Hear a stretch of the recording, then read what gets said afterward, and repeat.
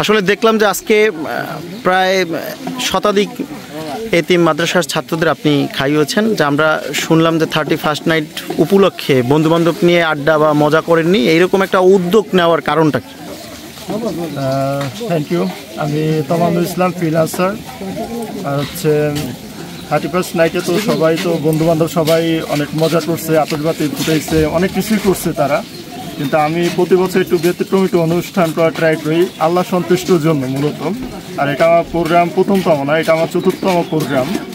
আর হচ্ছে আমি চাচ্ছি আসলে মূলত আল্লাহকে খুশি করার জন্য একটু ভালো কিছু করা এছাড়া আমার আর কোনো উদ্দেশ্য নাই। তো আমরা দেখলাম যে আপনি একটু শারীরিকভাবে একটু সমস্যা, আপনার একটু সমস্যা, কিন্তু অনেক সময় প্রতিবন্ধকতা কেটিয়ে এখন আপনি একজন সফল ফ্রিল্যান্সার। তো মানুষের উদ্দেশ্যে কি বলতে চান আপনি?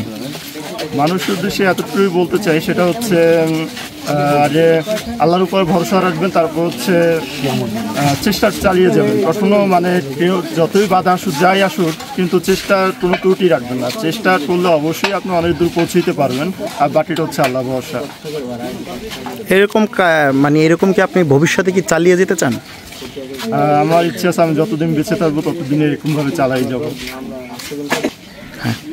আমি চাচ্ছি আমার বাবা মা, আমার ফ্যামিলির জন্য সবাই দোয়া করবেন, যাতে আমি ভবিষ্যতে আরও ভালো ভালো কাজ করতে পারি। সমাজে যারা দরিদ্র বা যারা একটু আসলে বলতে চাচ্ছি না, তাদের পাশে যেন আমি একটু দাঁড়াতে পারি। এই বাচ্চারা হাত তুলেছে, তারা হাফেজে কোরআন হওয়ার জন্য মাদ্রাসায় ভর্তি হয়েছে। রব্বুল আলামিন সকলকে আপনি হক্কানি হাফেজ আলেম হওয়ার তৌফিক দান করেন। রব্বুল আলামিন দ্রুত হিফজ সম্পন্ন করার তৌফিক দান করেন। সকলের জেহেন যাকাওয়াত বাড়ায় দেন আল্লাহ।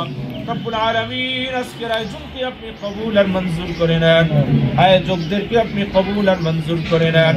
রব্বুল আলামিন যে উদ্দেশ্যে আয়োজন করেছে মনের নেক মাকসুদকে আপনি পুরা করিয়ে দেন।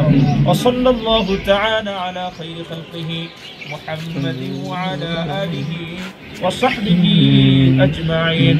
سبحان ربك رب العزة عما يصفون وسلام على المرسلين والحمد لله رب العالمين.